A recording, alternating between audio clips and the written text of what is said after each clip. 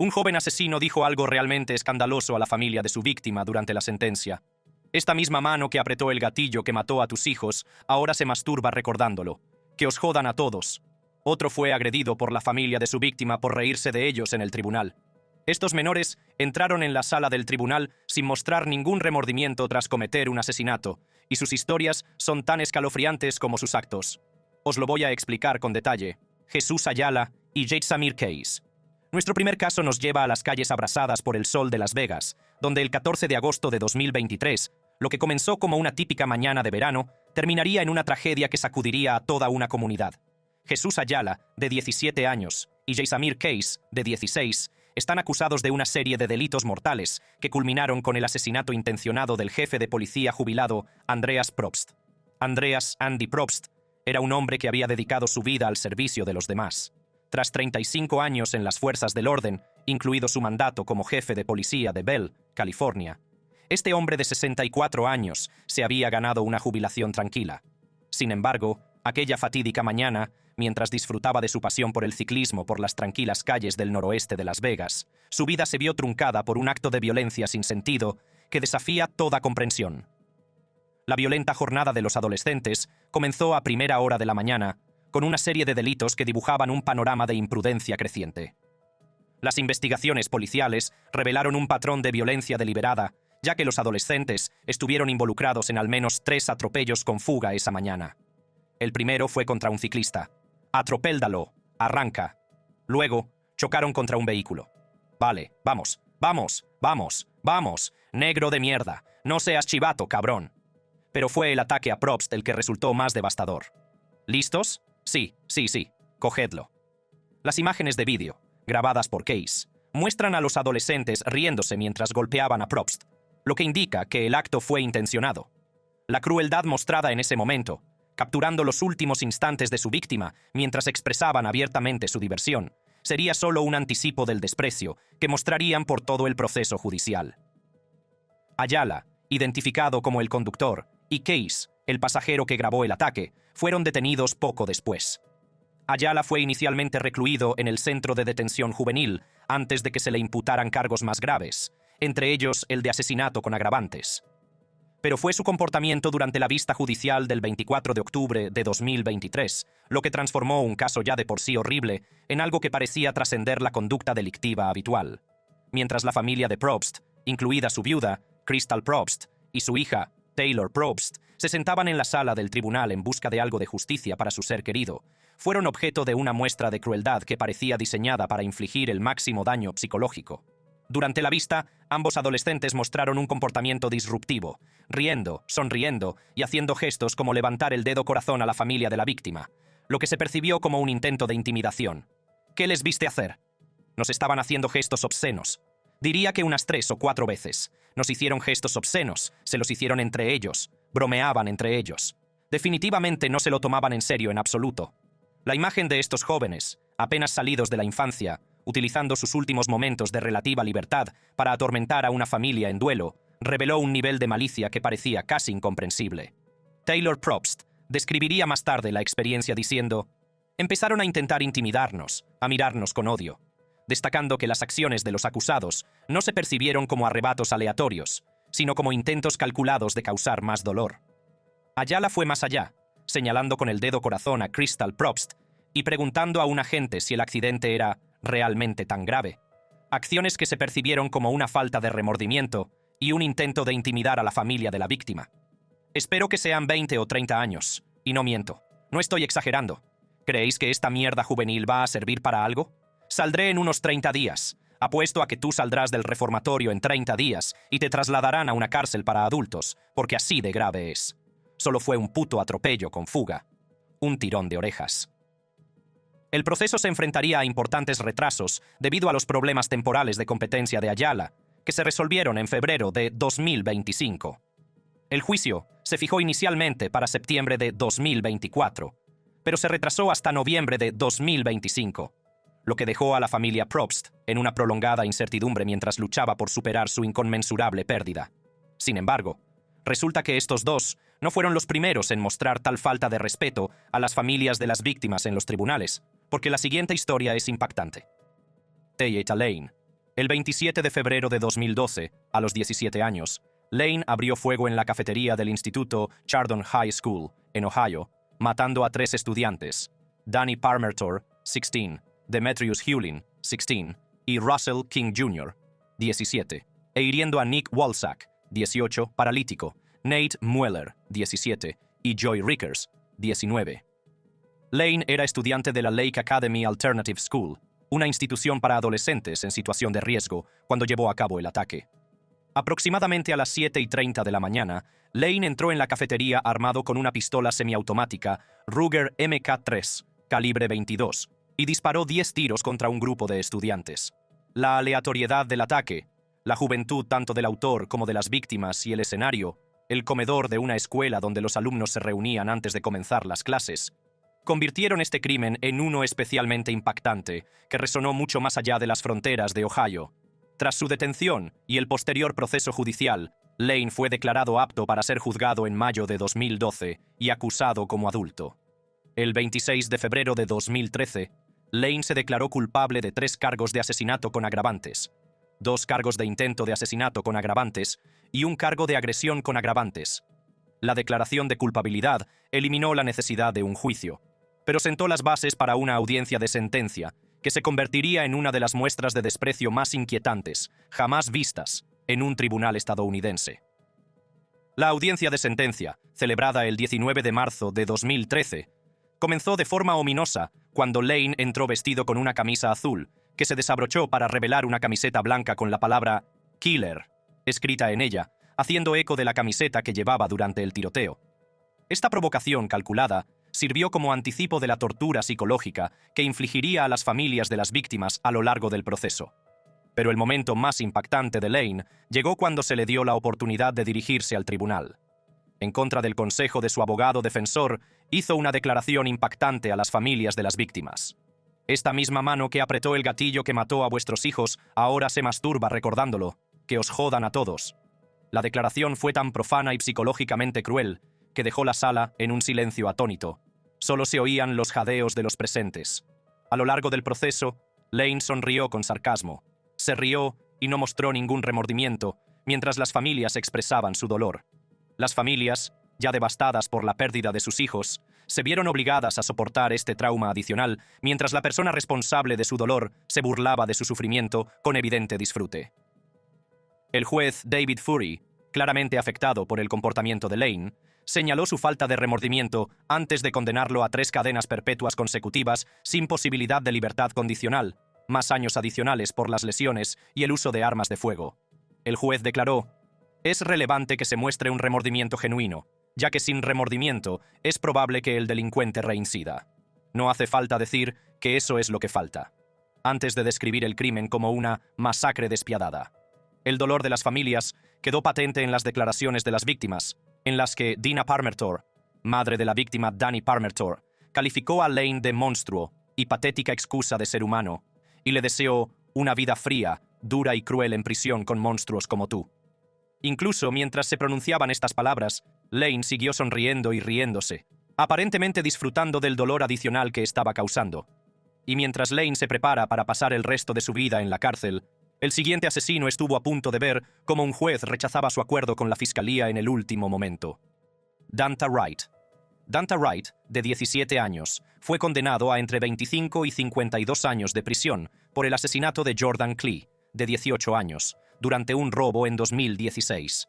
Jordan Klee era un estudiante de secundaria y atleta de 18 años de Ann Arbor, Michigan, conocido por su destreza atlética en el fútbol americano y su excelencia académica, y tenía planes de estudiar ingeniería en la Universidad de Michigan. El 4 de octubre de 2016, Klee fue encontrado muerto con una sola herida de bala fuera de su casa en Pine Lake Village Apartments, como resultado de un intento de robo que supuso el primer homicidio de Ann Arbor ese año.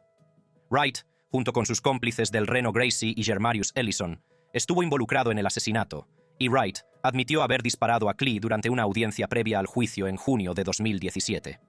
Los otros 2 cómplices, Gracie y Ellison, fueron condenados posteriormente a entre 15 y 40 años de prisión en 2018.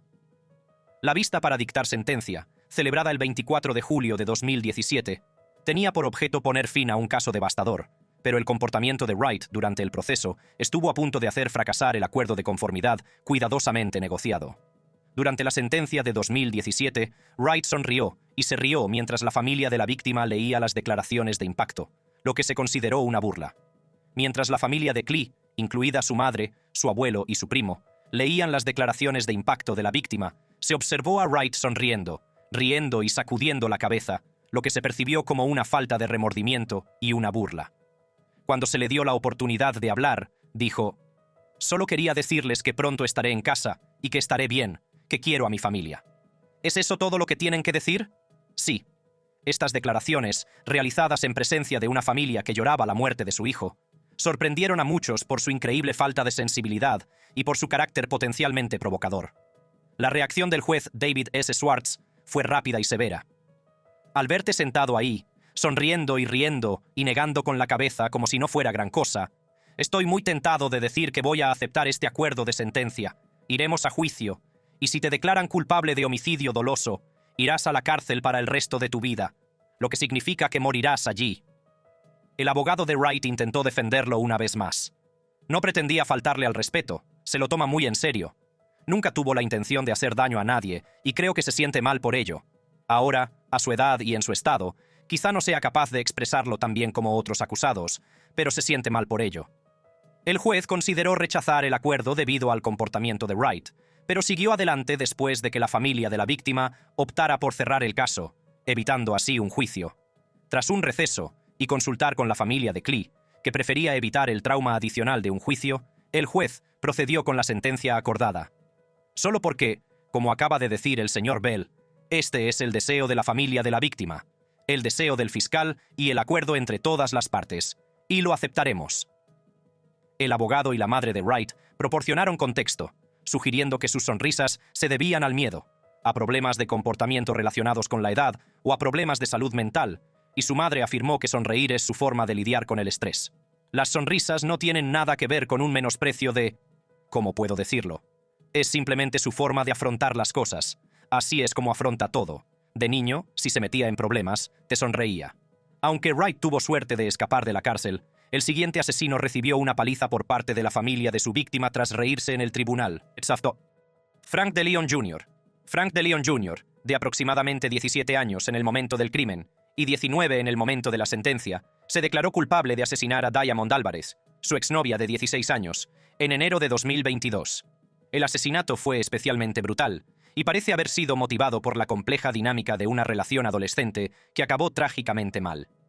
El asesinato consistió en disparar 22 veces a Álvarez, probablemente a raíz de un triángulo amoroso, y las pruebas sugieren que hubo una discusión por la relación de DeLeon con otra chica. El 11 de enero de 2022, Álvarez recibió 22 disparos mientras paseaba a su perro, un acto de extrema violencia que tuvo lugar en el suroeste de Houston. Las pruebas forenses indicaron que la mayoría de las heridas se produjeron mientras ella yacía boca arriba, lo que sugiere un ataque prolongado, y se encontraron 10 casquillos en el lugar de los hechos. La naturaleza abrumadora de la violencia, 22 disparos contra una adolescente, sugería un nivel de rabia y premeditación que iba mucho más allá de un simple crimen pasional. Tras su detención y el proceso judicial, DeLeon aceptó un acuerdo con la Fiscalía en octubre de 2023, que le supuso una condena de 45 años, con posibilidad de libertad condicional tras 22,5 años. La vista para la lectura de la sentencia debía ser la conclusión formal de un caso que había devastado a una familia y a una comunidad. Pero el comportamiento de DeLeon durante las declaraciones de las víctimas transformó el proceso en algo mucho más caótico y traumático. Durante la declaración de la víctima, la madre de Diamond, Ana Machado, acusó a DeLeon de reírse de ella, lo que aumentó la tensión. Ana Machado prestó un testimonio conmovedor, en el que calificó a DeLeon de monstruo y lo acusó de reírse en su cara mientras ella hablaba. La imagen de una madre afligida, siendo ridiculizada por el asesino de su hija, mientras vertía su dolor, fue el catalizador de una explosión sin precedentes en la sala del tribunal. Esto llevó a Machado a intentar acercarse a DeLeon, siendo retenida por un alguacil, y luego al tío de Álvarez a atacar a DeLeon, lo que desencadenó una pelea en la que participaron miembros de la familia. El altercado se intensificó aún más cuando Machado intentó defender a su pariente, lo que provocó un enfrentamiento físico con la madre de DeLeon, quien bloqueó y empujó a Machado. Se suspendió la sesión y se detuvo al tío, aunque no quedó claro si se presentaron cargos contra él. Machado expresó más tarde su pesar por el altercado, afirmando que estuvo mal por mi parte, estuvo mal por nuestra parte, porque no somos monstruos, al tiempo que destacaba su alivio porque se hubiera hecho justicia con la sentencia de León. Y mientras De León Jr. recibía su merecido, otro asesino escapó a Vietnam, pero fue extraditado al país para enfrentarse a la justicia. Nathan Gervais. Nathan Gervais, de 18 años en el momento del crimen en 2013, fue condenado por asesinato en primer grado por la muerte de Lucas Strasser Heard, también de 18 años, en Calgary. El incidente ocurrió el 23 de noviembre de 2013, tras un enfrentamiento en la discoteca Vinil provocado por un comentario racista, con el ataque en un callejón en el que Gervais apuñaló 3 veces a Strasser Heard, lo que le causó la muerte a pesar de sus súplicas de clemencia. Los informes indican que Strasser Heard se opuso a un comentario racista, sucio latino, dirigido a un empleado de la discoteca, lo que provocó un violento altercado. El ataque tuvo lugar en un callejón detrás de la discoteca, donde Strasser Heard fue confinado por la fuerza, golpeado y apuñalado 3 veces por Gervais, que había cogido un cuchillo de su coche. A pesar de suplicar por su vida, gritando «¡Para! ¡Me estás matando!», Strasser Heard sucumbió a sus heridas en el hospital. Gervais huyó a Vietnam en 2016 antes de su juicio, eludiendo la justicia hasta su detención en febrero de 2018, tras lo cual fue devuelto a Calgary. El juicio concluyó el 8 de mayo de 2019, y el juez William Tilleman lo declaró culpable de asesinato en primer grado. Fue durante el anuncio del veredicto cuando Gervais demostró el mismo desprecio por las víctimas y sus familias. Durante el veredicto del 8 de mayo de 2019, Gervais se rió, sonrió con sarcasmo y le hizo un gesto de aprobación con el pulgar al padre de la víctima, Dale Heard, negándose a ponerse de pie ante el tribunal y saliendo furioso, dando un portazo. «Acaban de declararlo culpable de matar a mi hijo, y me sonríe y me hace un gesto con el pulgar hacia arriba. Es un cabrón». Se negó a ponerse de pie cuando se ordenó silencio en la sala, lo que demostró aún más su desafío, y tras el veredicto, salió furioso de la sala, escoltado por los sheriffs, y cerró la puerta de un portazo, provocando un fuerte estruendo. El intercambio entre Gervais y Dale Heard resumió la cruda emoción y el desprecio que definieron este proceso. Una vez fuera, Dale Heard gritó «¡Hasta luego, imbécil!», reflejando la intensidad emocional del momento. Este arrebato espontáneo de un padre afligido demostró cómo el comportamiento de Gervais había traspasado los límites de lo que incluso aquellos devastados por la pérdida podían soportar con dignidad. El 24 de mayo de 2019 tuvo lugar la vista para dictar sentencia, en la que Gervais fue condenado formalmente a cadena perpetua sin posibilidad de libertad condicional durante 25 años. Antes de la sentencia, se leyeron las declaraciones de las víctimas, que dieron una idea del profundo impacto que había tenido en la familia Strasser Heard. Deborah Heard, la abuela de la víctima, declaró que Gervais había robado la esencia de los familiares que habían quedado atrás. Julia Strasser Heard, hermana de la víctima, que tenía 9 años en el momento de la muerte, describió cómo vio a su hermano exhalar su último aliento, cómo le diagnosticaron trastorno de estrés postraumático y cómo, 5 años después, seguía temiendo por su seguridad. Declaró a los medios de comunicación que sepa que no solo hizo daño a mi hermano, y señaló la imposibilidad de la familia de llorar su pérdida debido al proceso judicial en curso. Los informes indican que Gervais no se inmutó ante estas declaraciones, mostrando ninguna emoción ni remordimiento durante las declaraciones de impacto de las víctimas, continuando con el patrón de indiferencia insensible que había caracterizado su comportamiento a lo largo del proceso judicial. Gervais apeló su condena, pero el Tribunal de Apelación de Alberta confirmó la condena por asesinato en primer grado el 1 de junio de 2020. Su última apelación ante el Tribunal Supremo fue denegada el 11 de febrero de 2021, sin que se dieran razones, como es habitual. A fecha de 15 de julio de 2025, sigue encarcelado, cumpliendo una condena de cadena perpetua sin posibilidad de libertad condicional durante 25 años. Mientras Gervais cumple legítimamente su condena tras intentar eludir la justicia, en este otro caso se ha condenado a un hombre por un asesinato que no cometió, pero que, aún así, faltó al respeto al tribunal y a la familia de la víctima. Lakeith Smith. Lakeith Smith, que tenía 15 años en el momento del delito y 18 cuando se dictó la sentencia inicial, estuvo involucrado en un robo en Millbrook, Alabama, en 2015, durante el cual un agente de policía mató a su amigo, Adonte Washington, en un tiroteo. En febrero de 2015, Smith y 4 amigos estaban robando en varias casas en Millbrook, Alabama, cuando la policía intervino y, durante un tiroteo, un agente mató a Adonte Washington, de 16 años. A pesar de no haber disparado ningún arma, Smith fue acusado de homicidio doloso en virtud de la Ley de Responsabilidad de los Cómplices de Alabama, que permite acusar de homicidio a los participantes en un delito grave que cause la muerte, independientemente de quién la haya causado. La doctrina jurídica aplicada, el homicidio doloso, ha sido objeto de una importante controversia, especialmente cuando se aplica a menores. El juicio de Smith se celebró en marzo de 2018 y el 5 de abril de 2018 fue condenado a 65 años de prisión, 30 por homicidio doloso, 15 por robo y 2 condenas de 10 años por hurto, que se cumplirán de forma consecutiva. 3 de los coacusados de Smith aceptaron acuerdos con la fiscalía. 2 jóvenes de 16 años recibieron condenas de 17 años, que cumplirán durante 14 meses. Y un joven de 18 años con antecedentes penales por un delito grave fue condenado a 28 años. Durante la vista para dictar sentencia en 2018, el comportamiento de Smith se convirtió en el centro de atención de los medios de comunicación y de la indignación pública. Durante la sentencia, Smith se rió cuando el juez Sibley Reynolds comentó su falta de remordimiento y se le oyó decir: «No tengo tiempo para esto», lo que provocó que el juez respondiera: «Tienes mucho tiempo para esto», a lo que Smith volvió a reírse. El fiscal señaló la risa de Smith tras el veredicto del jurado, lo que reforzó la percepción de que no sentía remordimiento alguno, y el fiscal jefe del distrito, C.J. Robinson, declaró: «Después del veredicto del jurado, se estaba riendo. Hoy, en el tribunal, se estaba riendo. Todavía no entiendo qué le hacía tanta gracia».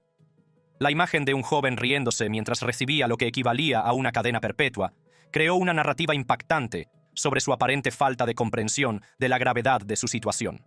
Sin embargo, el caso se complicaría aún más cuando el abuelo de Smith suplicó clemencia y le preguntó si estaba arrepentido. A lo que Smith respondió: «Lamento mis actos y lo que le pasó a Adonte Washington», lo que sugería una respuesta emocional más matizada de lo que podría indicar su risa anterior.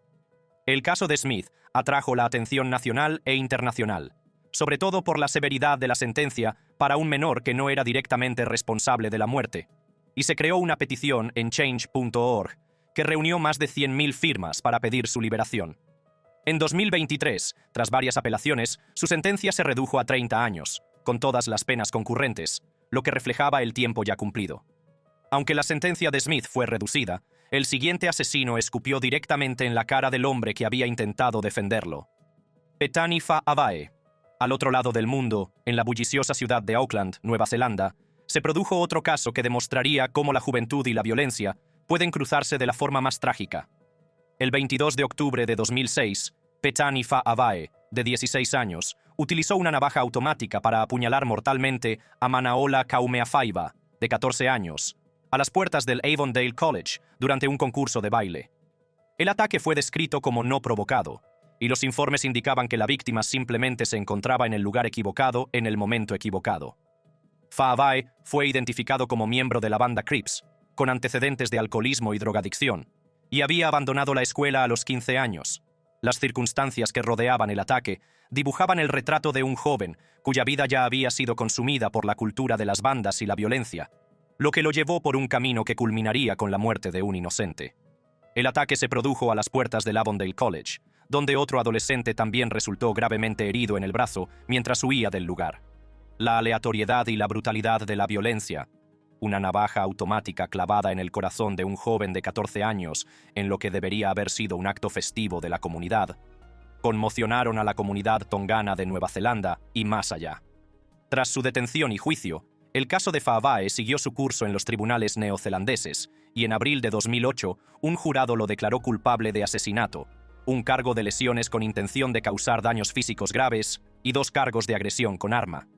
La condena supuso una clara victoria legal, pero lo que ocurrió durante la vista para dictar sentencia reveló la total ausencia de remordimiento que caracteriza a muchos de estos casos.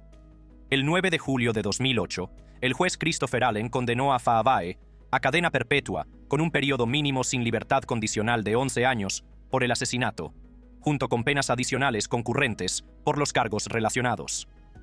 Los comentarios del juez durante la sentencia reflejaron la gravedad del delito y su impacto en la comunidad, afirmando que este es precisamente el tipo de delito que atenta contra los cimientos de una sociedad decente, al tiempo que destacó la participación de Fa Abae en una banda como factor que distorsionó su pensamiento para justificar el ataque a un niño inocente e indefenso. Pero fue la reacción de Fa Abae al recibir la cadena perpetua lo que consolidó su lugar entre los delincuentes juveniles más despiadados de los últimos tiempos. Durante la sentencia, no mostró ningún remordimiento y permaneció impasible durante más de 2 horas mientras se desarrollaba el proceso. Sin embargo, fue su comportamiento al salir de la sala lo que se convirtió en la imagen que definió su total falta de empatía y responsabilidad. Tras dictarse la sentencia, mientras salía pavoneándose del banquillo, Fa Abae hizo un gesto obsceno a los medios de comunicación, en contra de las declaraciones previas de su abogado, que había afirmado que el adolescente estaba arrepentido y deseaba pedir perdón a la familia de la víctima. Este comportamiento contradecía el argumento de su abogado, David Niven, de que Fa Abae estaba arrepentido y deseaba reunirse con la familia de la víctima para pedirle perdón formalmente. Si te ha gustado este vídeo, haz clic en uno de los recuadros que aparecen en tu pantalla para ver más contenido similar.